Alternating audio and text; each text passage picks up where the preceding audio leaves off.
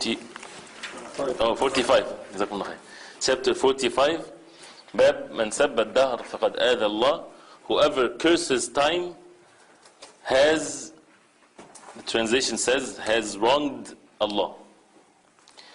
The hadith or the verse وقول الله تعالى وقالوا ما هي إلا حياتنا الدنيا نموت ونحيا وما يهلكنا إلا الدهر.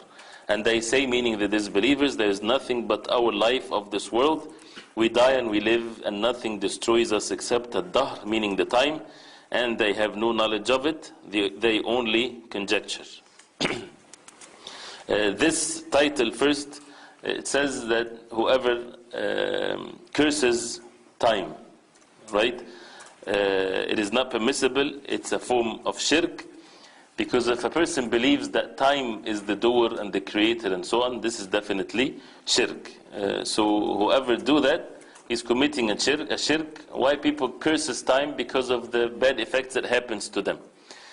Who is the one that is creator of all of these actions? Is Allah subhanahu wa ta'ala. So in reality they are cursing Allah subhanahu wa ta'ala. If they start cursing the time, it's a bad time because of this is happening to us, and they're protesting the qadr of Allah subhanahu wa ta'ala. And this is something that is not permissible. And the disbelievers, they would say that with regarding to this life and in the hereafter, they did not believe in the hereafter. And the verse of course definitely affirms that the belief in the hereafter, it's part of the belief in Allah subhanahu wa ta'ala. And that the disbelievers, they refer things to the time, that the time as if it's the creator of things, as it's mentioned in the verse وَمَا يُهْلِكُنَا إِلَّا الدَّهْرِ, that the only thing that destroys us is ad-dahr, is the time, is nature, is whatever there is. All of this is acts of kufr, of course, because Allah subhanahu wa ta'ala is the creator of all things.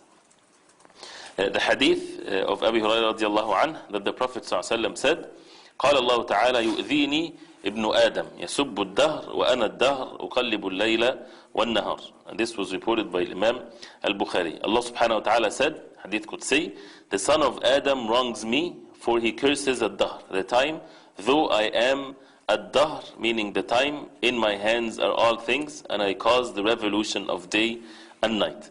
So this hadith shows, of course, the forbidden of cursing the dahr, and it shows that when people do that, they are basically cursing Allah subhanahu wa ta'ala, because Allah subhanahu wa ta'ala is the one that is the owner and the doer of the things that they are cursing the dahr for, that they are cursing the time for. Allah subhanahu wa ta'ala is the owner of all things. And it shows that ad-dahr, the time, is creation of Allah subhanahu wa ta'ala. It does not create in itself. And it shows that the human beings can cause not harm, but they wronged Allah. Al-adha here, they do not harm Allah subhanahu wa ta'ala. They cannot cause any harm to the creator of the heavens and the earth. But al-adha is different than ad-darar or the harm. It's wronging. No. Go ahead. Okay. بعض الناس يقولون يعني الله الوقت يعني الظهر أو يعني he is time. No, the hadith. No, the hadith is that Allah subhanahu wa ta'ala is, as the hadith mentioned, that the dahr is used to curse Allah subhanahu wa ta'ala. Allah subhanahu wa ta'ala is the dahr, as it's mentioned in the hadith here. That means Allah subhanahu wa ta'ala is the one that runs the affairs of people. The dahr, as far as the time is concerned, is a creation of Allah subhanahu wa ta'ala. No, it's a creation of Allah subhanahu wa ta'ala. But what is meant is that the one that they curse really is Allah subhanahu wa ta'ala, because they curse the dahr. Why? The time, because it causes harm to them, because of the qadr, the destiny of Allah subhanahu wa ta'ala. And again, the other here, you might, and this is to the human being, okay, it's nothing to do with Allah subhanahu wa ta'ala, but to make it closer to our minds, a person might, other can afflict you, but not harm. Other meaning, person can wrong you, say something to you, bad. That doesn't harm you necessarily physically, right? But this is called other, right? As Allah subhanahu wa ta'ala said to the companions radiallahu anhum and those who follow them about the disbelievers, لَا يَضُرُّكُمْ إِلَّا أَذَى. They won't harm you except by other. Sometimes, for example, it bothers you, but it's not harming you, right? A loud noise might bother you, but it's not harming you.